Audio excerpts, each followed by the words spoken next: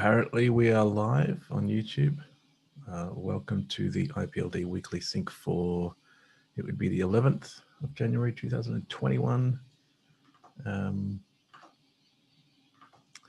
And I'm going to go first with the weekly update. Okay, so my week was mainly around CBOR. I finally finished up the CBOR library I've been tinkering with for the last year. So that's published now, and I've got a PR up for IPLD DAG CBOR, the JavaScript, the newer JavaScript codec, and so that's pull request 13 in that library, and that has a bunch of notes about what changes are coming in with this. It's breaking because there's more strictness. It's the main thing there. So, and there's some performance notes there as well.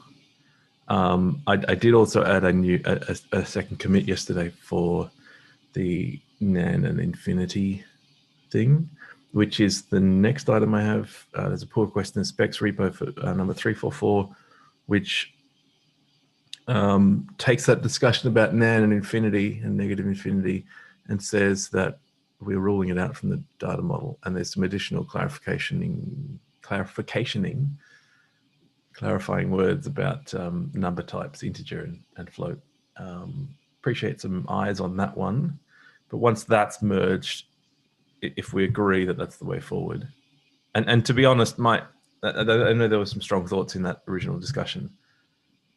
I'm a little bit on the fence about this, but I'm fine with just locking it down and being done with it. Some experimenting I was doing yesterday, I found that the even though CBOR reserves specific tokens for these three things, nan, infinity, and negative infinity, because it's faithfully decoding IEEE 754, it will also decode any of the other bit layouts that translate into these things. So this is not just one way to get these things through CBOR. There's a lot of ways, particularly nan, because nan really, I think it's just a fallback for everything that's not a float, a proper float. So it's like anything that says it's a float in CBOR that can't be properly decoded into mantissa and exponent in a clean way will end up as nan. And then there's a whole slew of values that will end up as infinity and negative infinity as well. So we're talking about a very wide range of bytes that will turn into these things. And so we're with these, we're a long way from the one data, one byte layout ideal for codecs. So that alone, I guess, is reason to pull the trigger on this one. I haven't looked at Go and if Go's being as sloppy as JavaScript. I wouldn't be surprised if Go was a little bit more bounded than JavaScript. JavaScript tends to throw nan around pretty easily.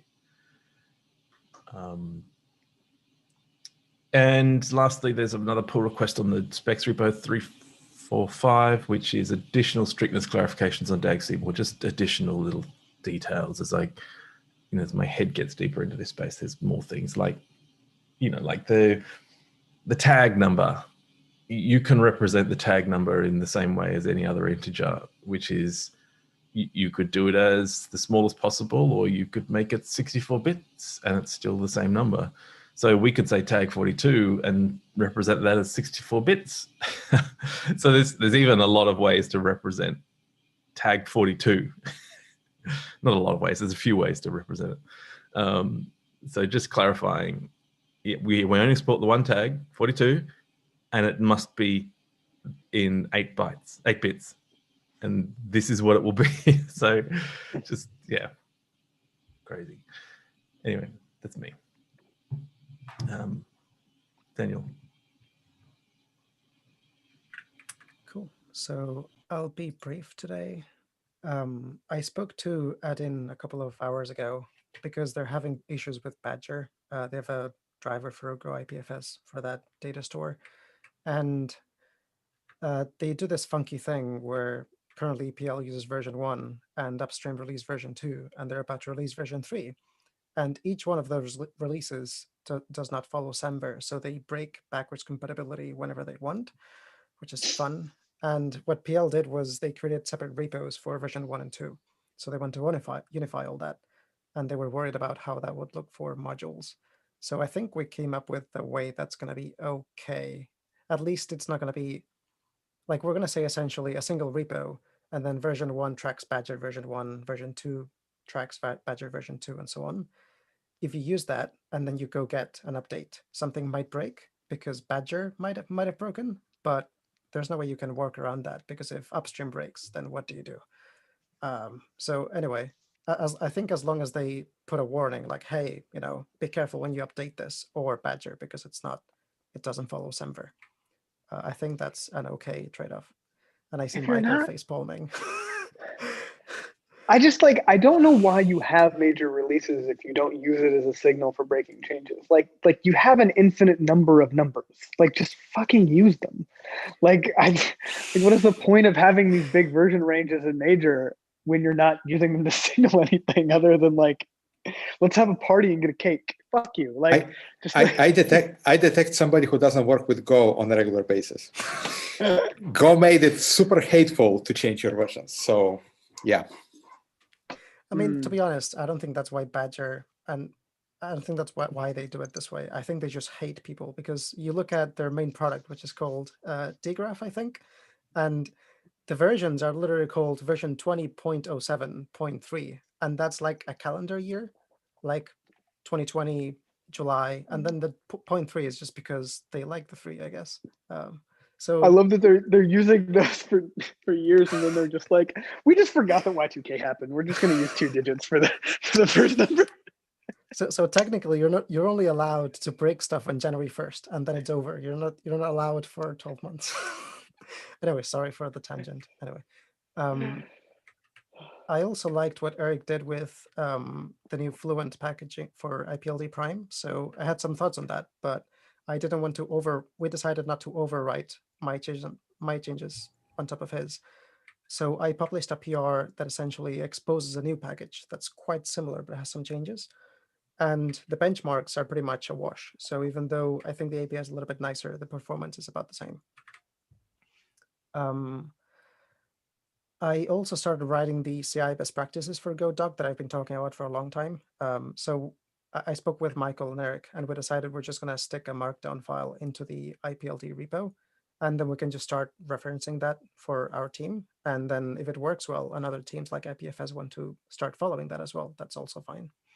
And I think that's also going to be good for Martin, who's doing stuff for automating the distribution of GitHub Actions. So at least for Go, that document can be used as reference for this is why you should do this or that, and so on. I also started looking at Filecoin's HAMT, and especially all its tests, because if I want to be compatible with that, I want to ideally be able to run all its tests against my HAMT implementation. But it's unclear to me what would be the easiest way to do that, because they do have quite a lot of tests, but they're pretty closely tied to their node implementation. So it's not clear to me what's the easiest way. If anybody has thoughts, please let me know. And I also did a bunch of patches to reduce the amount of vet warnings that the IPLD Prime code generator produces. I've only removed about 500 out of 3,000, but it's better than it sounds because a lot of them are generated. So I would say I'm about halfway done. And that's it for me. I had a couple of comments there. Just quickly on the quip thing. One of the comments I made on the original, I started writing this up, but I thought it'd be easy just to talk about it. On the original quip, one of the things I commented was that as a user, it's kind of nice that you, as you're processing, you get to see when it errors out, so that if you have some conditional logic, then you can deal with that. Like, mostly you would just ignore the error and just then deal with it at the top, like you've done in your version. But there might be cases where you say, well, if I get to this point and there's an error, I really don't want to do this thing over here because it's not idempotent and it's, you know, it's going to do something that I can't back out of. So I really need to know if this is going to, if this thing's successful, then I want to do this. If it's not successful, I definitely don't want to do this. Like you might want to garbage collect your data storage thing, and it's like a transactional thing. The way you're doing it now, where you're bubbling the air up to the top and you have an opportunity to see where it is, so it's more classically fluent, you sort of lose that opportunity. That was my only comment on that, and I don't really know if it's a big deal, because if you were in that situation, then maybe you wouldn't use that package anyway, and maybe you expect that most usages where there is an error would result in some kind of panic anyway. So that was just my feedback about that. Take it as you will. And I don't know. I've got another comment about the HAMP, but any response to that? I was just going to briefly say, I think it should, I haven't tried, but I think it should be possible, just because the interfaces are essentially the same as Eric's minus the error pointer. So you could have a bit of code like 3 levels down that just manually uses the IPLD prime APIs that just return errors. And then if you want to bubble up anything, you just panic like the quip, like my API does. And could you nest them as well? So you do Yeah, you multiple instances of this thing. Yeah, okay. With the HAMP thing, maybe the best way to do it is, I know a lot of the tests are really focused on very minute details. But what you could possibly do for some of them, at least, is run the test and print out a CID, root CID, and then that's what you care about. So you could run the same logic, get to the same CID, all good. And there's a few tests that I know rely on root CID, I think. And then there's a bunch of tests in there as well that I did that actually check your byte layout manually. So that might be useful too. But I would say root CID gives you everything you need, really. If you don't get the same root CID, then you didn't get the same form. So maybe that's it. Yeah, sounds good. Thank you. Michael, you're up next. Okay, hold on. Okay. All right. Yeah. So, a bunch of IPSQL stuff. So yeah, you can now import most CSVs and get a SQL database out of them. You can then export that database as a CAR file. You can do SQL queries and export a CAR file for just the query. So literally like a tiny subset to just satisfy that query. So basically, we have Merkle proofs for SQL queries now, which is beautiful. I also added encryption.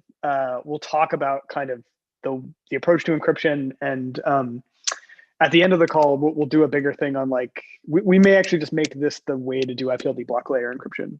So I'll talk about that a little bit later. But you can export encrypted CAR files for any of these things as well, and then do queries over decrypting those CAR files. And you can actually take that CAR file and pin it in IPFS and replicate around the encrypted graph as well. So it's pretty slick. Yeah, that was some pretty fun stuff. I also added a command line interface for doing mutations, like create and insert and all that kind of stuff. So yeah, IPSQL is really coming along. I think that the next set of things that I'll do will probably be a key value store, like a key value table, basically. So leveraging the same sort of column indexing based on schema, but over a key value store, and then having the columns use paths as the names of each column, so that we can basically put arbitrary DAGs into the key value store, and then the traversals will work. And then you can just query them with regular SQL because those column indexes will normalize it. So that'll be pretty hot. Yeah, and then the last thing is, I was talking with Makola on Saturday, and so Makola's at this like game, this Chinese game, where they're encoding all of their game data as JSON and these like custom data structures, but they're just using IPFS, but they're just encoding everything as raw bytes, and then they're just sort of like talking about the CIDs for these raw bytes. And we're talking about sort of like some of the things that he wants to do, and I was understanding like how his build pipeline works. And it turns out that like actually they rebuild all of their game assets every time they change anything. And so they have this like massive build pipeline that they have to rerun that's like really expensive. And because they have offline cases and stuff, the whole build pipeline exists in browser as well. And so a lot of it's already in WebAssembly. And so he like already is like halfway to a WebAssembly build system that does stuff with IPLD. And we started talking about like what would be some of the base level primitives that he would need to start like just referencing these WebAssembly functions in the data itself, and potentially doing more lazy rebuilding of things, and maybe not rebuilding unless you need to and stuff like that. And so there's a link in the notes, but I wrote up a sketch of kind of like the lowest level primitive that we would want to use for this. And it's just a really like simple CBOR object with a library on top of it, where I'm just doing like, you know, you want to use an FBL for like, you know, big pieces of binary and stuff like that. But it's an interesting, like, I think that we've really been overthinking it, like trying to come up with the entire sort of host environment for how these WebAssembly functions get called. Like, let's just let somebody else deal with that. Like all we need to do is like link to binary that people will compile into WebAssembly and then figure out how to run. And then as input will be this other CID that, of like the output data, right? Like it's, and then you can have multiple systems sort of tooled on top of this, if that makes sense. So that was kind of a cool thing too. But yeah, I'll table the encryption stuff until we can get to it after everybody's done their update. But that's where I'm at. Cool. Okay, Peter. Yeah, I'm next, I guess. So I have been working still on the thing that I got working last week with the ability to put pretty much most of Lotus into a single database. Got it to a performance envelope where it can actually be used going forward and backwards. It can actually go over a bunch of old states and ingest them at a reasonable time. Unfortunately, the current variant is fast and wrong in terms of the deadlocks quite often, and I'm working on solving that.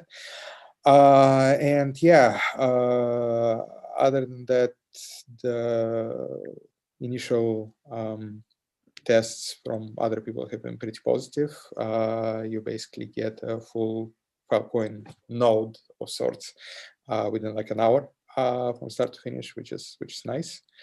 With all the data that we have. And yeah, the only thing I'm kind of waiting on is still input from Rad, if it kind of gave you what you needed to work with things. We don't have to do this on the call. And yeah, hopefully this week I'll have another try midweek to get mainnet working with the new code and see how that goes.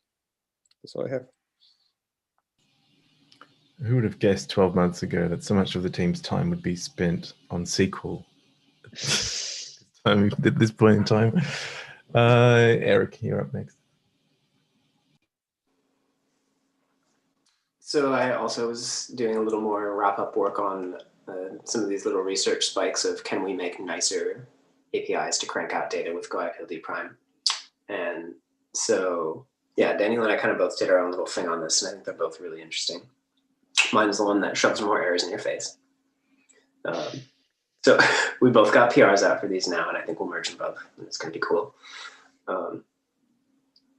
I should write this up in issues on GitHub, but the thing that Rod mentioned earlier, I had a very similar thought about the strategy of trying to use more panics for this. It gets into this situation that almost feels like, it reminds me a little bit of the what color is your function problem, which is a much worse problem. It's a cleverly named blog post that's talking about async features in, I think, mostly JavaScript, but it's a pattern that I sometimes look at in APIs, like, do I have functions that when I compose them, I'm going to have to mentally start tagging them with different colors to see if they're going to compose correctly?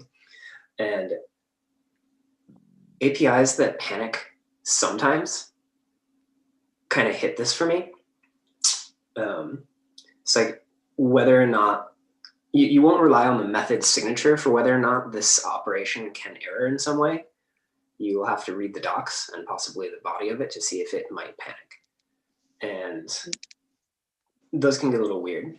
And so like you can, if you have maybe strong enough conventions, you have like, okay, I have this function at the top level and then everything inside of it may panic and I will know this.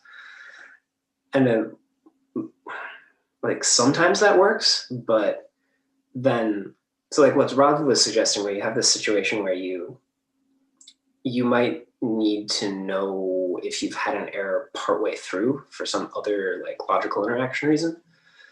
Then if you need to do that, now you have to invoke the color model in your head again, right? And you'll also probably, if you have this pattern that's trying to help you by this top level function will always be doing the error gathering, then you end up seeing that top level function in several places. And now your indentation has two meanings. In one place, in this quick example anyway, in one place the indentation means my data tree structure is similarly having a deeper nesting of children now. But in some places, the gain in indentation will mean I have error handling logic here, and you'll be colorizing them in your head again. Is this indentation data structure or is it error handling? So those are just thoughts. I think that API still has promise potentially, but thoughts. I have a similar thing in JavaScript actually. Like getting blocks will throw on not found. And sometimes you just want to know if it's not there. So you end up having to like do try catches. But if you return null instead, which would be cleaner, then you would get other bad errors in JavaScript, because like null will just like, it's an object. And so things happen with it when you return it, and errors happen other places that are really hard to debug. So there's just like no good solution to this. Like I haven't found something that I like in JavaScript for this problem yet. So the other stuff that I worked on this week was mostly I was trying to get towards the schema package in Go IPLD Prime using the schema DMT package, which is, reminder, an acronym for data model tree. And this is what I call the package that is the output of CodeGen using the schema. So that package can recognize like a JSON schema document and give you the thing. Rippy. And so the quest purpose here is, by bringing those two things together, we would then be able to process a JSON schema document and like run the darn code generator for it, and like hide all of the, right now there's this very LFO warning temporary API for constructing the schema information programmatically, and we don't really want to show people that. We want them to give us the darn JSON document. We'll work with it and then give them the result. So this is not the first time I've like done a jousting run at this, and I hoped it was going to be the last time, but it's not. The previous approach has flunked out. I thought that we could approach this by writing really thin wrappers around the schema DMT package.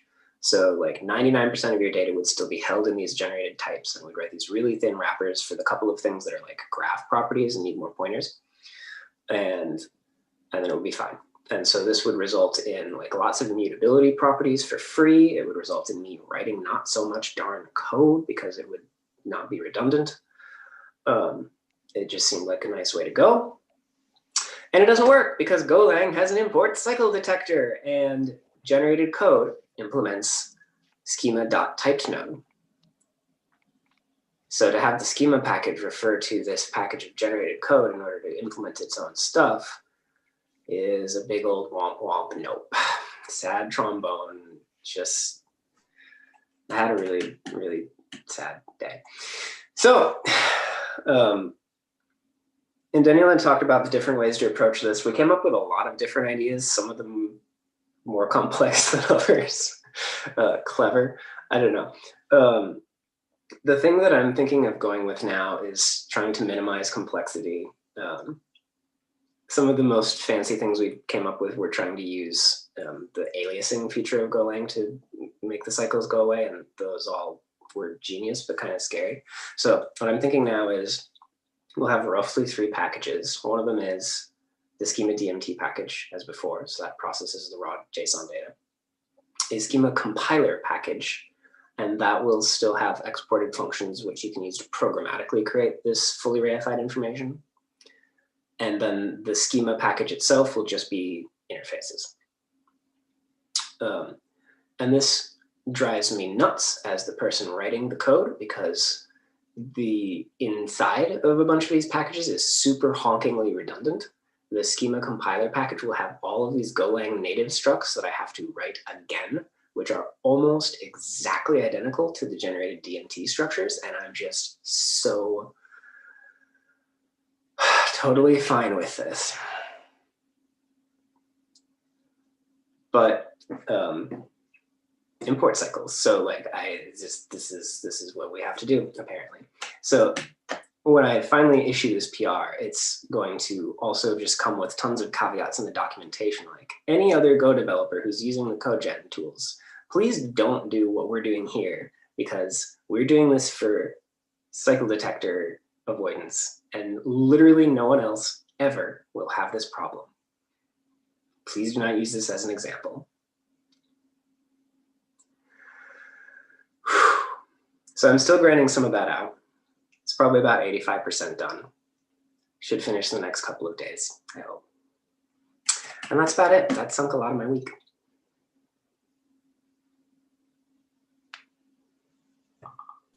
Fun.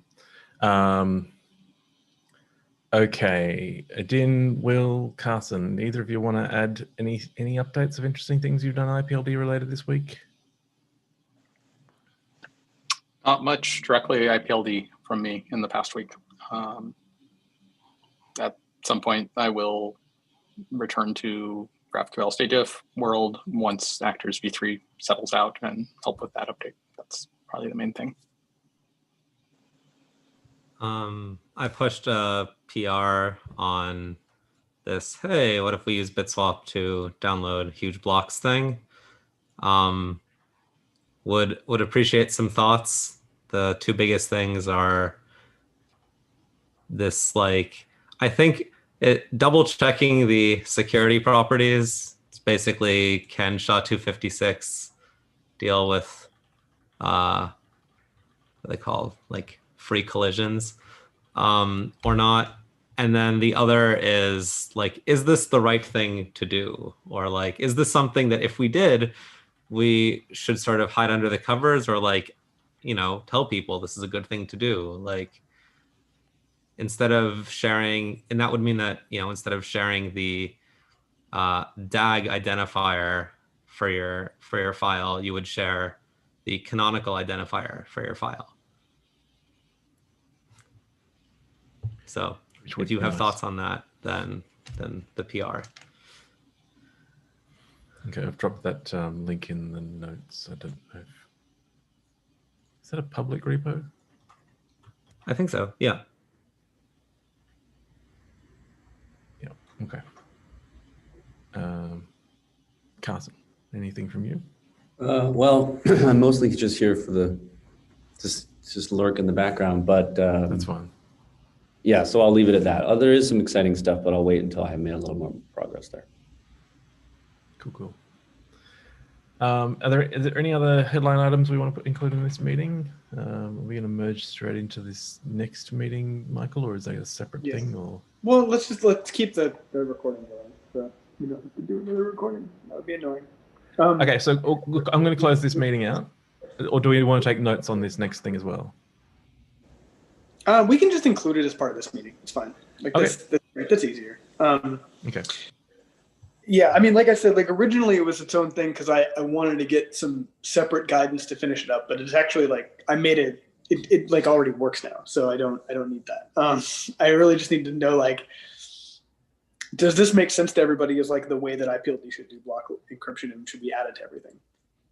So I had a long chat with Carson on Friday about how they do encryption and some of the challenges. And what I really wanted to figure out was like, how do we in IPLD and then also in IP SQL, how do I add just sort of like this single layer of encryption, not like the whole sort of replication key and all the key management, but literally just like, how do I do the block layer encryption stuff?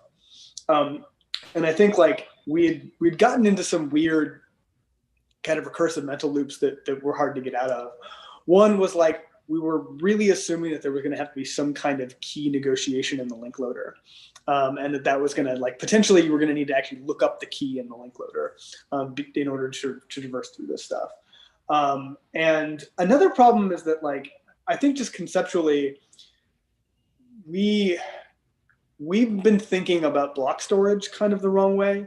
Like, because we tend to use IPFS as a reference point for a block store, we're taking all of these other semantics about IPFS along with us and assuming that that's how block access works. Like, we really need, like, in order to really build applications and build reliable services and to build data structures that you manipulate, we really need to think of block storage as like the lowest level possible primitive. Like, it needs to function basically like a device driver. Like it's like a syscall where I'd say this address and you give me back data. Like, it has to be sort of, on some level, like we sometimes need it to be that reliable, right? Whereas, like, in IPFS, when you store a block, like, other things are happening. Like, you're sharing that block on a network. Like, it's basically publicized now. There's all of these other things you have to worry about in terms of leaking. And it's really just not very realistic for me to, like, build a data structure that works unencrypted like that, and then also make that data structure work encrypted if I can't just access unencrypted blocks out of the store, right? Like, I actually need those to already be unencrypted or, like, have some kind of scheme for that. So what I ended up building after talking with Carson was, like, all you need are codecs for major encryption ciphers. So, like, what I have right now is just AES-GCN. So you have a CID with a multi-codec that says this is AES-GCN. And there's basically a codec for that says that understands that block format. So it says the first 16 bytes are the initializing vector and the rest of it is the cipher. So in terms of data model, what that codec returns you is like a struct with the initial vector and the encrypted bytes. So the data model layer, that's all that you see, right? Like, you can't traverse into them. You don't see the links or anything else. Like, that's all that you get. But that codec ships with an encryption and decryption function that you call separately.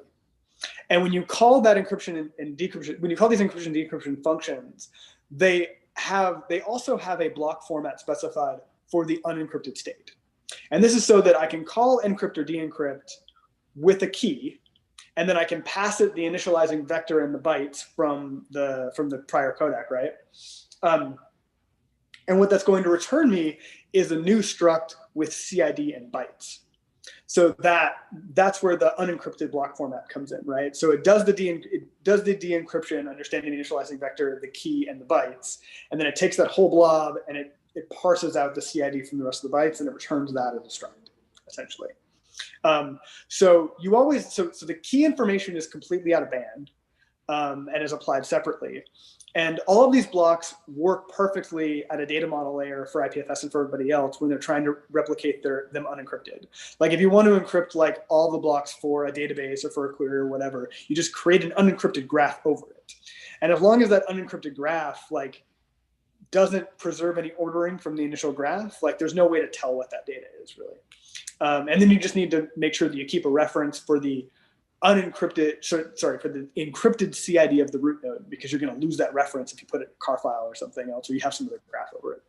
So that's what IPSQL does. When you export an encrypted car file, it uses a chunky tree CID set to create, like, a big graph over that data, and then it puts that in a new struct along with the other root reference, and then that block is the root of the car file. And so when I say decrypt equals key with IPSQL, it knows, okay, this car file is going to be encrypted. I'll parse through the whole structure, grab all of the blocks that have this multi-codec, and then all of the blocks with that multi-codec I'm going to decrypt with this key. I'm going to take the encrypted block and I'm going to put it in a private block store, which is usually just in memory. But I put that in a private block store in memory, and then that's what I query. And so I have all of the same code to query that as I have to query any other graph. There's nothing special. The nice thing about this block format and this way of doing things is, like, one, it gives us a way to write codecs for encryption that include the decryption program alongside the rest of the codec, and it standardizes the format. Two is that it doesn't have an opinion about how to do all of the other encryption layers, right? So if you want to rewrite a graph so that all of the links are encrypted in the graph, like not what I'm doing, you can do that with this format. Like it's the same layering on it, it's fine. Or you can do what I'm doing. It doesn't take into consideration like all of these other replication key semantics, because that's all going to be implemented as a layer on top of this anyway. And it doesn't have to dive into key management, because the key is applied completely out of band. So if you want to have information about how to do key lookups, you just encode that into the graph. Like that information is going to be wherever it needs to be for that use case, and that's agnostic of IPLD. Like that's a separate operation that you're doing. So I hope that makes sense.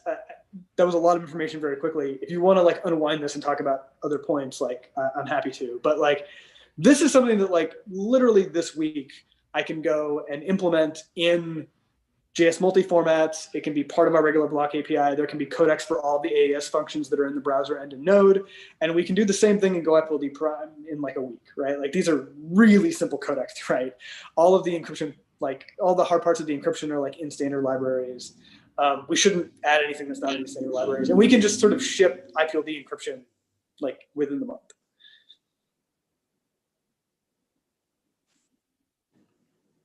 It doesn't scale very nicely there, does it? Like to very large data sets, because if you're opening up a block store and you say, here's my key, give me the private block store, and that's a lot of blocks, and it's got to do initialization of scanning through everything, decrypting everything, copying them. That could... No, it's only as expensive as it needs to be, because those encrypted blocks, as long as they're for the same key, will have the same CID. So if you're taking these car files and you're putting them into a public block store, or like one of these block stores, you're going to know all the CIDs you already imported, and then you're going to put them in the private block store, which also has deduplication. So I mean, you could make a private block store for the unencrypted data that is on disk, right? Like you could have an encrypted disk. There's other ways of encrypting that data to keep it safe. It doesn't have to be in memory. It's just like the easy way to do this right now, and my code was to do it in memory. Just wanted to throw out, there's a security meetup on Wednesday that maybe is worth seeing various people's thoughts on what they want out of IPFS security in 2021. They came out of IPFS's planning process. I think like 6 out of the 8 things that people want to talk about are basically signing and encrypting IPLD data. So okay, so I can't be at the first hour of this meeting, so it's too early. It'll be recorded. You can watch it. Yeah. It's not so bad anyway, because I think the first hour is going to be mostly introductions from the various, like Textile's going to be there, Fission's giving some feedback. There'll be a bunch of like preliminary stuff, so you might not miss it much. And just some context for the other people on the call. What you just described here, I do have a few questions about some of this like structure parsing stuff, but it's very, well, I mean, we had the conversation on Friday, but like, it's very similar to what we landed on for the lowest level encryption at the block layer. And then we have some like additional layers on top of that for the threads, and so Sandra already has a bunch of Go code that pulls apart, IPLD and does all this wrapping and blah, blah, blah. So like, not only does it seem like a good idea just from how you're describing it, but like it's like practically just does kind of like work. The biggest problem, something I mentioned on Friday, was, you're trying to do encrypted data using IPLD structures, and you want that to be kind of secure and safe. But at the same time, you want someone to be able to like pin those blocks for you and replicate them. And those are two like sort of opposing forces. But it's the second you take this like this set object where like the relationship between the blocks is gone, you kind of are starting to solve that, and that's pretty magical from our perspective, like from Textile, where we're trying to like flush things to Filecoin. We can take that whole car file and just go with it. Yeah. So we actually like hit this face on like a few weeks ago, where the way we were doing things before, where we kind of like renamed we encrypted links and everything, and then basically created like these top level bundles, you end up having to like re-walk that a ton of times and just like blast all those blocks. And that's just like crazy talk. So yeah, it seems like in general, where we're landing with like replication patterns is that, you know, I want to do a query for somebody that has the data. And then what I want is like those CIDs, like that set, given back to me in some kind of a package, right? And so the nice thing about like the way that I did this in IPSQL is that like you do the query, you get a set of CIDs, you get a graph that just connects all those together, but it doesn't know how they're connected, so it's anonymized or whatever. Yeah, that's great. Yeah, and then but you can pin that graph now, and if you were going to create a replication queue, like create that over this, and you're doing it for this replicatable set, right? Whereas like if you don't do this, what you end up with is just like a bunch of round trips, because you can't share the final key to look at the links, like the underlying link with the replicator, right? Yeah. So just one point of clarification. So when you're encrypting like an atomic encryption for a block, so I don't know, I've got some arbitrary IPLD structure. You're encrypting the like encoded bytes of that. Yes. And the CID. And the CID. Okay. Yeah. Okay. So that's everything like, you need to basically like pull that apart and stick it in your block store. Yeah. The unencrypted block format is length of CID bytes. But the bytes of the actual encoded. Okay. The encoded bytes. Yeah. And so like when they come out of the decryption function, it's just the CID and the bytes, and then you've got to go get the codec to decode that. Sure. And whatever the codec that the CID says. Right. Eric brought this up like earlier today, but like the cool thing about this is that like that just transparently allows as many layers as you want, right? Because if that CID says, oh, this is a different different layer of encryption, then yeah. And so you can like, you know, end up re-encrypting things that you happen to have in your graph without even knowing they were necessarily encrypted before. It just sort of like transparently works, right?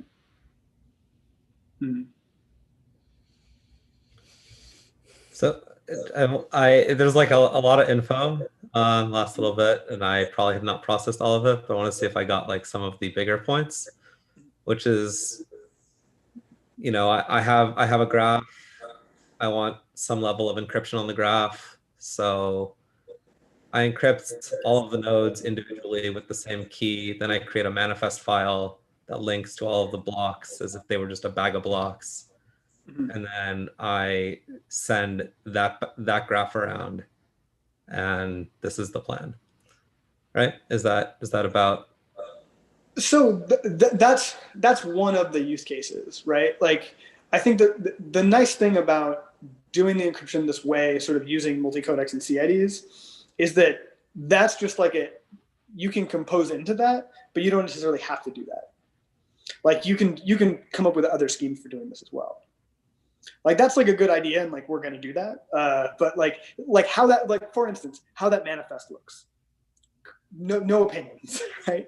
Like as long as like it's a graph that's connected and viewable, like in unencrypted to connect everything together, then it'll replicate around, right? You don't even need the codecs or anything. Like I'm using a chunky trees thing that nobody has an implementation of but me, but it doesn't matter. IPFS will parse it.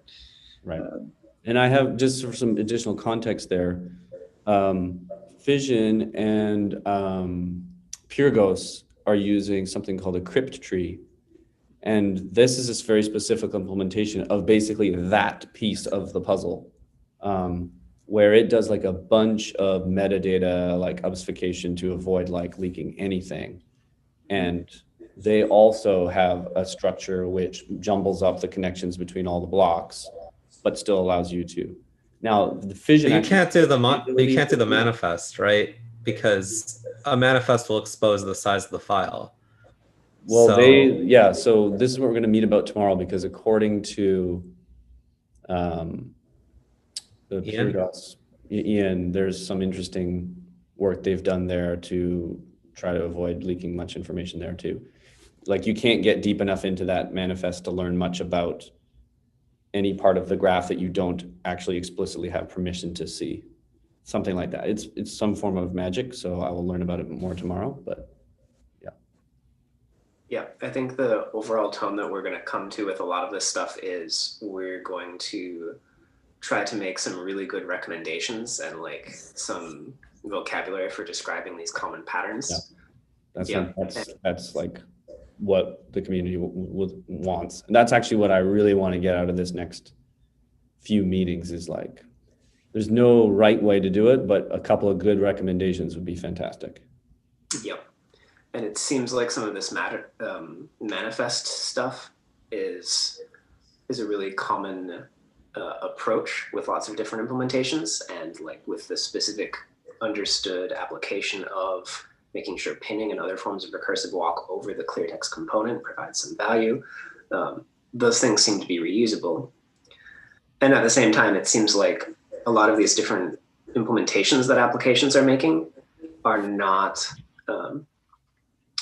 when we're programming, when we're creating specs, it's always important to wonder whether something is coincidentally divergent, or if like, no, actually there's a reason for these things to specialize in different directions.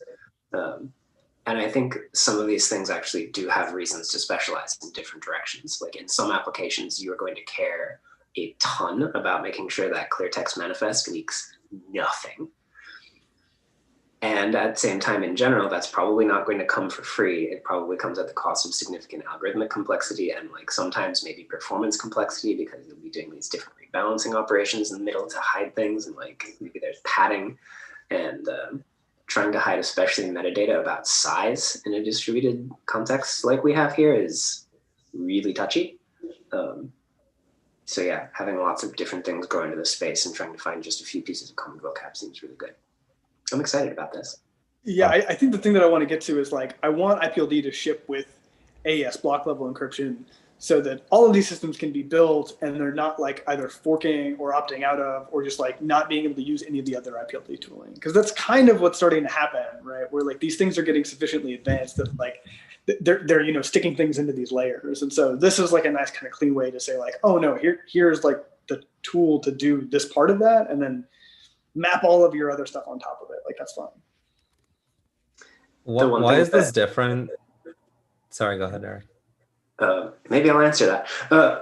The one thing that I found the most distinctive and interesting about what Michael's been talking about here today is, when we were talking about it earlier, the fact that this recurses cleanly is actually like really a good indicator. By using the specification of, okay, we're going to use multi-codec indicators to include encryption codecs. And our definition of, we're going to use our very methodical definition of codec in IPLD now, right? The codec must transform binary data to some data model representation. And that should take no additional parameters, right? Other than the multi-codec indicator. So the definition that we're working with now is, when you use one of these encryption cipher or codecs,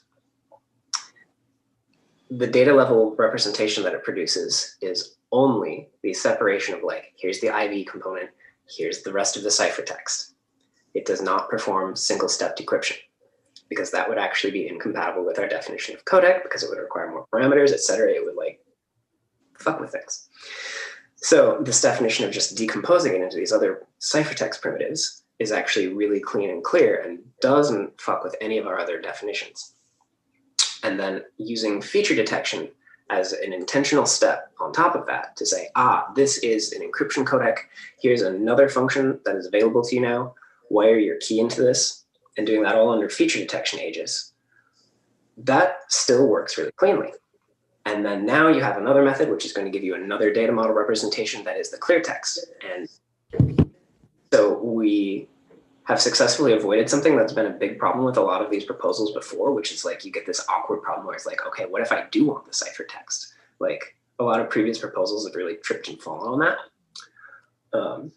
So yeah, having that solved nicely is just, I think this is good.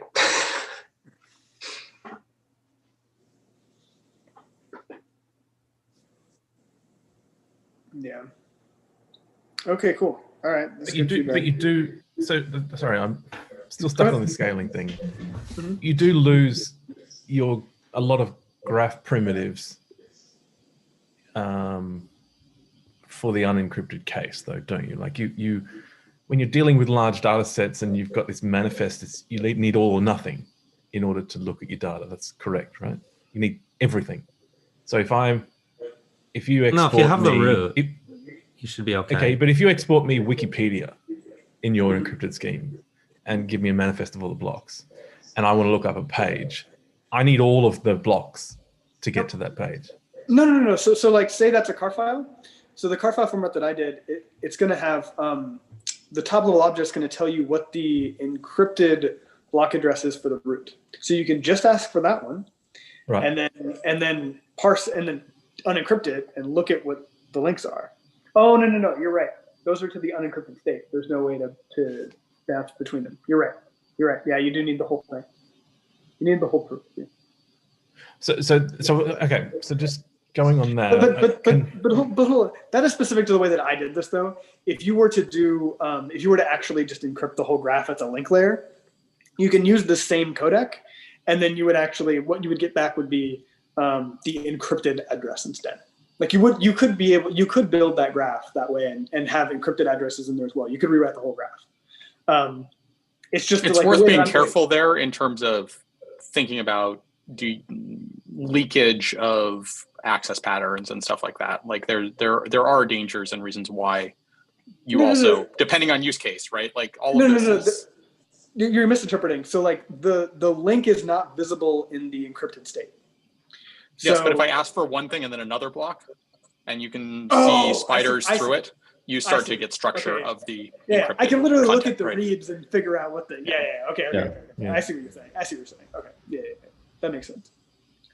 Because what I wouldn't mind seeing is a enumeration of the trade-offs, and I think that would get to some of the heart of what this is proposing and why it is better or worse than other things. Like what are we? Because encryption will involve some severe trade-offs, regardless of how we do it, and so it would be nice to see that and then look at the trade-offs compared to other things. Like I would say one of the trade-offs that is in the pro here would be complexity. This seems like actually a less complex solution than some of the other things we've discussed in the past, where we sort of spiral into these ideas about how to embed these, the key management in, like, that's complexity that'd be nice to avoid. So I guess the other part of it in the same, like, trade-offs in general, there's some that we can do, but I think the other side of that is having it rooted in specific use cases. So if you've got two people who both have the keys and are syncing, like, they can efficiently sync the delta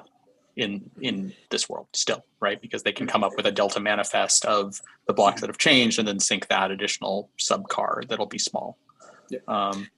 Another thing too is but that's dependent on a specific use case versus one person has the whole thing and another person's trying to do a view of a small subset of a large data set without having the whole subset, right? So if we can come up with a few of these use cases that we see as primary, things we're enabling, and then think about how encryption affects those, that might also be useful in terms of how we frame trade-offs.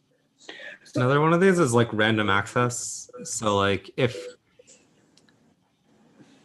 there, there's like this concept in IPFS that seems to have not been, like, I don't know, didn't seem like it was thought all the way through to the conclusion, was that if you're supposed to make like random access available to every block of every graph everywhere, that's like an insane number of objects, right? And it seems likely that the number of things that you actually want is smaller than that, and you can like group them up in some way. But if I start encrypting blocks and then I strip all the structures out of the blocks, then finding who I can even ask for things becomes much more complicated. Because if I want to take like a chunk of the encrypted graph and put it in another graph, I'm like never, like, how am I going to find things? And it seems like probably however I find things is going to be an access pattern leak. Yeah. What? This is like a nature of the beast if you're doing any degree of encryption. This is like, you can't magic that away at any amount of wand waving at all. Well, you can magic it away if the thing you care about is I don't want people to read my data, and the thing you're not worried about is I don't want people to know that I accessed this encrypted data, or I don't want people to know how big the data was. right? If I just don't want people to read my stuff, this is not a problem. Right. Yep. So I think we're going to have to figure out where we want to draw the line between like IPLD libraries and our specs for some of this codec stuff will have actual features that we will want to be clear about and specify. And then at some point, these things turn into application level logic. And like maybe we should include some description of these potential use cases and trade-offs that we know will be encountered. And we might want to provide some of that in the IPLD documentation, maybe, especially if it helps us describe vocabulary that helps people interop. That's when it's really worth it to be in our documentation, right? But like if the far end of the spectrum is we write cryptography introduction textbooks on the IPLD docs site. And I think that we probably don't want to do that because like just, I mean. Because cryptography. Yeah, because cryptography. Like, like I have a bunch of crypto textbook material still on my desktop since I've had these courses. Never left my desktop. But do I want to regurgitate these things into the IPLD documentation at full granularity? No, I do not. It is a subtle topic. We should have boundaries to how much breadth we give it. Like people are just we're going to have to tell our users that they will need to be aware of problems like information leakage from access patterns. And we can cover that in an introductory way to make sure that the problem knowledge is out there. But I think, can we prescribe solutions to that in general? Holy crap. Not in general, no. Like. So, I mean, in terms of trade-offs, I've heard a lot of trade-offs between different patterns that are on top of this block layer encryption standard. But like, I'm not seeing any trade-offs with the block level thing itself. Like what we're actually proposing, implementing, like I haven't heard any trade-offs, mainly because I don't really know of an alternative that only does this, right? Like, you know, like we're not encoding information about the key. We're not involved in key management or anything like that. Like so many problems have kind of been deferred that it's not clear that there like really is a trade-off to write up at this layer. It's just as soon as we prescribe how to use it, we have to talk about trade-offs between different methods. Agree. Mm-hmm. I mean, this is just the two-step thing, right?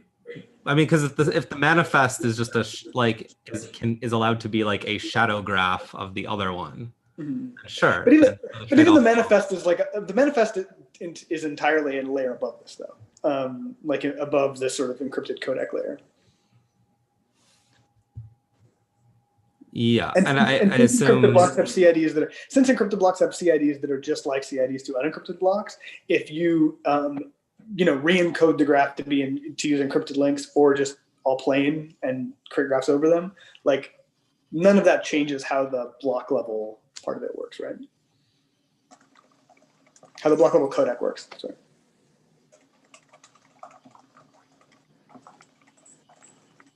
This is because you're encoding, like when I say like I want the root block, then I fetch the root block, I decrypt it into its like manifest form, I fetch it into the manifest form, and then I run what looks like a normal operation because now the function that I've provided it is like a special decryption function that is allowed to take a key, as opposed to the other IPLD layers, which are not allowed to take a key. Right. You're going to have to decrypt that data in order to look at the manifest anyway. So that's already an operation that like is not a regular IPFS traversal operation, right? It's like you're applying a key to this data in order to decrypt it. And then when you decrypt it, you would go like, okay, well, what do I do with this data now? And that's where all these semantics come in. That seems like that. So that does then like have trade-offs, right? As opposed to if I just encrypted all of the blocks, right? And I was doing the gross thing where I passed a context through every operation, and the context can carry a key. And if the key is an AES key and it looks like it's like a AES and it looks like it's an AES codec, then I apply the decryption thing. Then it means that I can do like root/a/b/c, and I like get the data out. Whereas here I need to like pause and then like do another thing, right? Unless I've missed it. So there are different ways you would interact with it, whether or not you did this atomic encryption of each block or the layers on top. But in terms of how you create the manifest file and how you tie those together for the replicator key, that's basically the same. Like it's a little bit easier because you can just point at the root node and then you know that it's going to be able to traverse through. Or no, that's another key. So no, you still need to sum everything up into a manifest file even if you do the full graph. So I'm saying like we're talking about like trade-offs, and you were saying you didn't really see how this like two-step process led to any trade-offs. And I'm saying that No. The two-step process is what leads to trade-offs. it's the single step of encrypting a block and getting an address that you know is an encrypted block, and then knowing sort of like this is how to decode that format into a decrypted state. That part can be standardized and somewhat agnostic of all the other concerns, right? The key insight about the API for this encryption stuff is like, yes, we can use multi-codec indicators in a way that is not conflictory with our definition of codecs being unparameterized. And by having the codec behavior be defined as actually still yielding you ciphertext, we removed all of the ambiguity around what happens to the poor ciphertext if I wanted to see it, which has been a problem for all of our previous crypto proposals. So I actually think this is basically unambiguously good. Like, I don't think we've churned through all of the code API details, especially about how we'll do key management. If you've got like a large graph and there's heterogeneous keys and you're trying to walk through this in a way that is easy for you to code, I don't think we've solved that at all. But I also don't think that that's generally solvable because you get deep into application logic territory there instantaneously. So the best thing we can do is figure out what APIs to give people and play that by ear from there on out. But like, can we use multi-codec indicators? Like, previous to this proposal, I would have said, I don't know, and been like, whoa, Nelly. And now that we have this proposal, I'm looking at it and thinking, yeah, actually, I can sign off on this, I think. Mm-hmm. So that's what's new in my mind today. This just again, make sure I'm like understanding what this is separating. The way this is working is by saying that all of the path traversals or selectors I might want to apply on a decrypted version of the graph can only apply at the graph once it's been decrypted. And so I basically say, get an encrypted graph, decrypt it, then run selectors, which is different from the other proposals, which allowed running selectors on encrypted graphs, which is fine, but only if they involved some sort of extremely complicated homomorphic encryption, which is like a field of research. Not really. I mean, you could write if the graph, like, I mean, depending on how you want to, I mean, if you're just following the graph paths and you're decrypting every time you walk down a block, then you can do that. You can still do that, You have to do it in 2 steps first, right? The codec needs to take a parameter in that case. Yeah. That was which is the bad thing. Yes, that was the bad thing, and then the good thing was that you could. Well, it also wasn't very well defined because you would still have all the like if you have heterogeneous keys in there, then you still have a lot of unanswered API questions there. Like just hold on into a codec parameter didn't actually help either. Okay, so like the way that I did this is, yes, you just unencrypt everything and then you can do the traversal normally. If you didn't do that, if you rewrote the graph to encrypt all the links and you wanted to say like add an API to the link loader so that it understood this key, you still want a multi-codec identifier that tells you if it's an encrypted block or not, so that you know when you hit that block, if you do this dance and apply the key and swap out the reference for the block. Right? So like you still actually need the same block level standard along with the multi-codec identifier to know when to apply the key and when not. yes, you need some identifier. Sure, why not be a multi-codec? But that doesn't necessarily answer like the API, like Well, no, if you're saying how you like, expect people to interact with. No, but what you're saying in that case, though, is I want you to treat encrypted blocks as if they are the unencrypted state. So rather than traversing the data model into the decoded encrypted block, which is just like the IB and the bytes, like actually run the decryption program. And so what you're telling the graph traversal engine is like, yes, like treat any encrypted block like this. And now you have like a multi-codec range that you know is encrypted. And so that's what you're checking when you decide to apply the key or not. Or decide to call some function to find the key, right? Yeah, the thing that makes me really, really happy about this is actually that now doing things like applying a selector to ciphertext is actually really well defined with this proposal because it applies to the dang ciphertext. It's good. We previously didn't have a story about how we expected to do that with any of the other encryption discussions we've had. People have always wanted to propose, okay, yeah, we'll just make encryption a codec, and then by the time that the codec runs, you will have the clear text. And like, that is actually a bad idea, because if you wanted to write a selector which worked over the ciphertext, you can't. Like, it's undefined. It's not just like API hard, it's literally not defined. And so now with this definition of actually the codec just like maybe chunks up the ciphertext into IV and ciphertext body, that's defined. Is it particularly useful? Well, that's certainly debatable. But I think the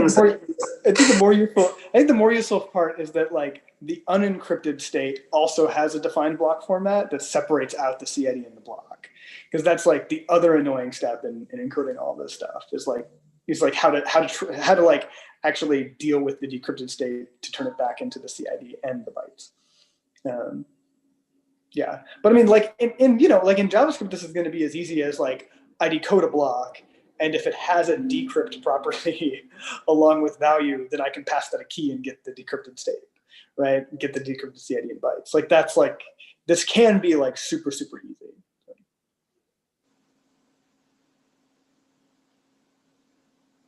We'll probably have to start writing some actual like text we can reference in order to advance this discussion a lot further, I guess. Yeah.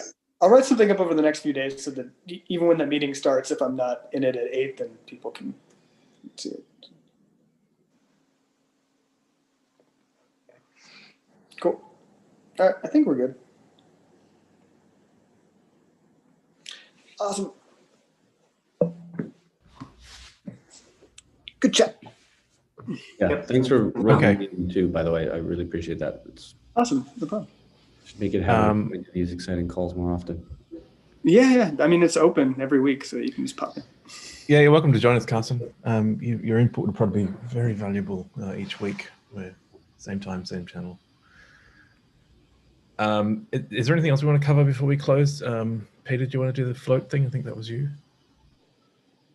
Nah, I guess it got a little late. I basically just wanted to raise again, like, why are we so obsessed with, with keeping float at the same time we're documenting, like, yeah, it is, not supported except this and this and this. Well, pretty much all our codecs fully encode and decode them, but we don't support this stuff, so don't rely on it. Like that's not a spec.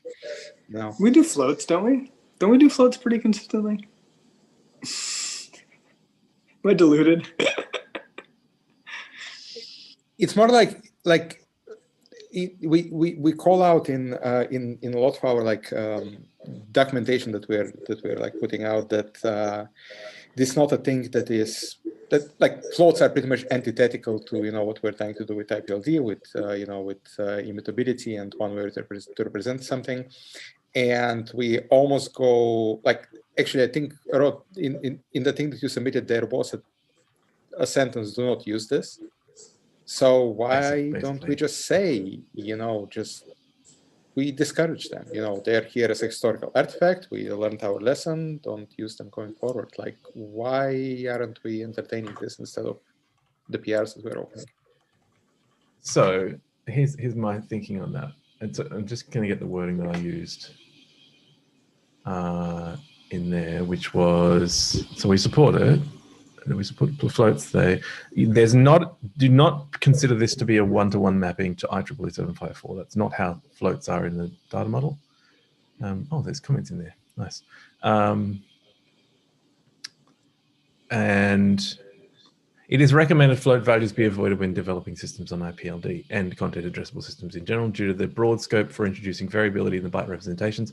Alternative methods for encoding fractional numbers with greater precision and less variability should be considered where possible. My thoughts are that this is very use case dependent. There are plenty of use cases where convergence on bytes for data is not important, and you just want to spit out data and transfer it and have a content address for it, and so what if you could do the same thing in different forms?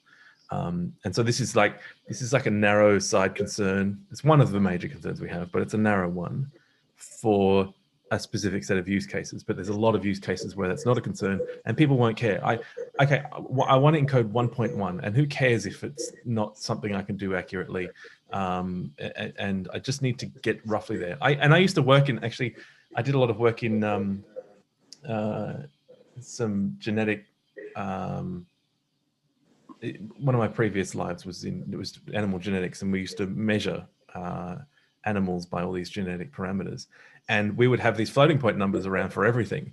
And there was this point at which the precision you needed was pretty low, and so it was like, yeah, as long as it's in the right direction, that's fine. And there's a lot of people out there with a lot of data where that doesn't matter. So the precision is not, like, your single precision would be fine, and roughly the same thing. You don't need true equality, and I don't need convergence of my data forms onto the same CID for the same data. That's just not a thing. So I think that's where I'm getting at with those comments, and it's really up to the user to decide. And that's the spirit of IPLD I think we're pursuing. If we were to rule it out and say, look, this is just not something we're going to support into the future, I think we're really marginalizing a broad swathe of the potential user base that knows what's best for their use case better than we do. Right, but then I have the converse question. Like, if you are in a place where you want to shovel data around that is like, man, whatever, just being the right shape, is IPLD something we actually want them to use? Because they're getting all the baggage without any of the benefits. Or, for example, just like what we were talking about, this encryption stuff, you can't do any of that without a very well-defined, underlying data model that always converges to the same thing. So, when you say IPLD, though, I mean, look, this note about using them in IPLD is essentially a warning that says, look, if you know that you need a high degree of precision, you're not actually going to get that between languages, period. Languages have a really hard time having consistent float implementations, JavaScript especially. But if you have one programming language in one system and you just need to shovel the bytes back and forth, you could just use bytes, right? You know that that's going to be consistent with whatever your implementation is. You stick it as a bytes value instead of using a float. That's kind of what we're warning people towards. If you can just encode these as your own bytes and decode them that way, you may end up with much more consistent behavior, especially between languages. Yeah, so why don't we say that more prominently? Well, and have some ability for any of our libraries to actually store them and recover them. All of our decoders see the CBOR bytes, and you're going to get a byte array. You're not going to get a float, so you're going to have to do manual but JS or Golang or whatever. But that's my point, is that Golang decoded encode float bytes is very consistent. And decode float representation from CBOR between JavaScript and then re-encode back and send it to Go is fucked. Very fucked. It will convert it to an integer sometimes if there's no mantissa. So yeah, this is that. That's why it's better to just encode them as bytes if you know that's going to happen, right? I think the practical position that we sort of hang our hats in the vicinity of is we have a bunch of codecs that IPLD considers really important to have good interfaces with that have floats already in some vague sense. Those things don't even agree on what float means. They definitely don't agree completely with IEEE 7 whatever. They definitely don't consistently agree with what various programming languages implement. They do not consistently agree with what various like silicon etching, like what smart sand does with floating points, because that isn't consistent between different generations of smart sand made on planet Earth. Like, and we are unwilling to claim to people that these things are not problems.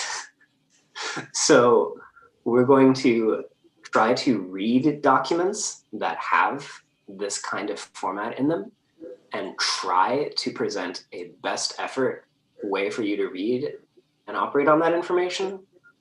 But we are simultaneously going to really strongly suggest that you not generate new information of this kind, because it is so hard to make useful promises around it. Yeah. But we're should totally something unwilling be to tell people to provided? Yes. It's like, what happens? Like, I want to store like, I want to store 1.1, right? And my data model is bytes and integers and strings, which are also bytes. Okay, so I have bytes and integers and CIDs. And I want to store 1.1. What's my plan? Because I feel like Will's point was, if you say it's bytes, then that's like kind of miserable for the user who says like, I path through my thing is like root, field 1, field 2, dot, convert from bytes to float. When like, but I knew it was ultimately a float. it depends on two additional factors, which is it always going to be in Go? In which case, great, you're fine because it's always in Go.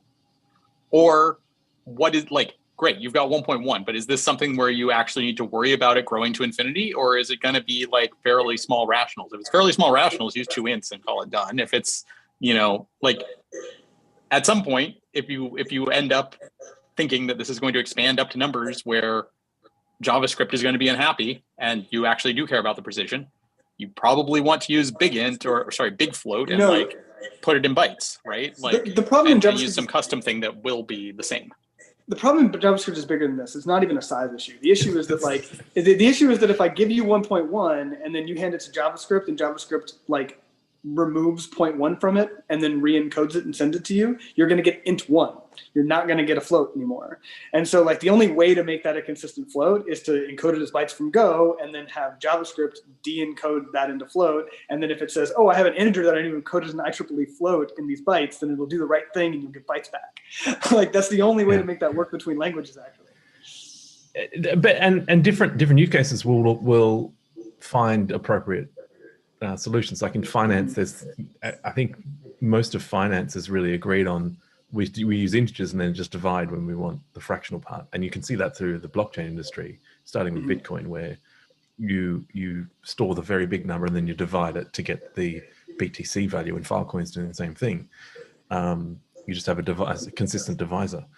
And different use, like encoding a float as a string is not a bad option either. Like, just depends on your use case. So I wonder though if there's a lot of feedback here, and I wonder if you could, if there's more words you want to include on the pull request to the data model page, go to that PR and let's clarify this even more. And that stuff about JavaScript is probably worth expanding on a bit in that particular section, even though we already mentioned it in that page. Yeah, that then actually asks for, can we put more examples in exactly the area that I was asking about. I think we're actually broadly agreeing. My stance is we don't warn people enough. Don't use this. Well, that was my goal with that pull request, is because we talk about it, but we haven't really said it anywhere. You can't find it in our documentation yet that we recommend against it. Yeah, absolutely. Yeah, go ahead. We may actually want to mention, like, in Bitcoin and Filecoin, like the way that we do floats is like this, and point to those things and say, like, this is like where people have sort of landed on how to deal with this in some of these bigger systems. We don't do floats at all. We don't do floats at all. We are integers only. They're big ends, but we have zero support for floats. It does do floats. That's the point, though. It does do floats, but it doesn't mean memory, no. And it uses the data model as integers. So Filecoin uses floats. It just doesn't do them at the serialization layer. It doesn't do floats on the even in memory because it has integer division. It does not have sub-attofill division. It always rounds down. Because Okay, Smart but Sand- conceptually it does floats. It does floating point values in the sense that it'll divide big numbers by by other numbers, and It maybe has non-integer numbers. Would that be the word that makes it not floats? whatever. But it doesn't have non-integer numbers. That's my point. Like Filecoin definitely does not do floats it has floats in the sense that dollars and cents has floats. When you mainly you need to talk about cents, like it's that sort of floats.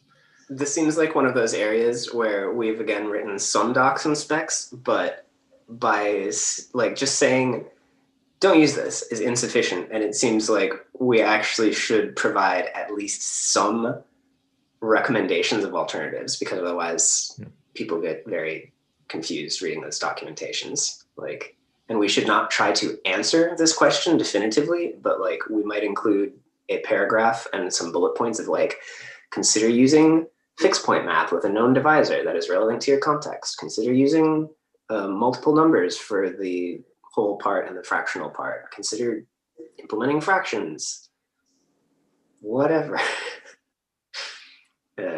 Because all of these approaches are reasonable in some context or another. Like lots of good computing uses the fixed point approach. Maybe we just need to name the darn things in our docs, because letting people saying don't use floats and then hoping somebody finds the right Wikipedia page with the right idea, maybe this isn't working so well. Yeah, totally. I was more getting the temperature of the group, like, are we actually married to floats sufficiently? Because like, Rad, the way I read your PR was like, yeah, I actually want people to look at this part of our data model as well. That's how it came across. Well, let's fix the wording up to make it clarify. But there is, just in your feedback, there is lingering, the lingering question of, is it really part of it, or is it essentially deprecated? Yes. And I don't have an answer for that, because it's a really good question, because it does feel a bit like it's deprecated. Not everything's a bug in blockchain where like millions of dollars are on the line. Like it's sometimes you can just and be lazy about it, man. It's cool. But we are kind of treating it like it's a deprecated feature that we want to put off to the side. Like the whole NAN and infinity discussion comes back to that. Why are we focusing on getting those things right if we don't care about it? Yes. Well, those the NAN one in particular, and how just like anything that you can't decode is NAN, it seems particularly problematic in light of like how we tend to think about deterministic codecs. So. And because the truth is, most systems will deal with IEEE 754, and you will get consistent floats between systems. Except in the JavaScript integer case, you will still be able to talk about the same number in different systems in the majority case. That's the truth. This is not entirely unsafe. It's not just, let's just throw caution to the wind. We'll get a good amount of consistency among systems.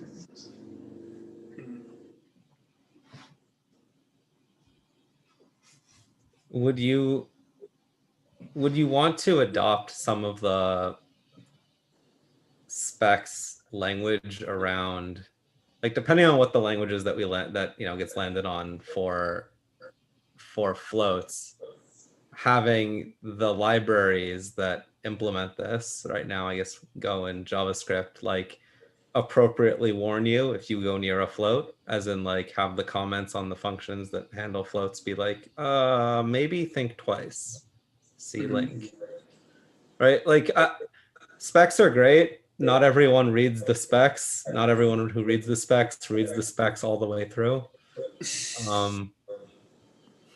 Comments on the function that says like, to float, that says, this works, asterisk, please see long asterisk. Notice that this didn't happen when you did dot to integer, right? Might be useful. Again, depending on whatever gets landed on in the spec. Yeah. It's because this is the problem with people not, like, we put out this text and people don't read our text because they don't go to this obscure corner of the internet that we live in, that we think is really important, but no one else actually cares about. Yeah, I mean, depending on how forcefully we want to do it, you could do things like it just won't do it until you provide some kind of override flag. It just seems a bit hostile to go that far.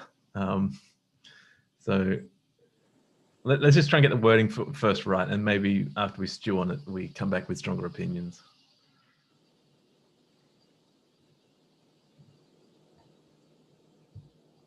Okay. Is there anything else you want to talk about before we close the meeting off? This is a long one. Let's close it. There's a question on YouTube. Can I use IPLD in meteorology data analysis? Sure. Yeah, that seems good. Do you need Yes. float?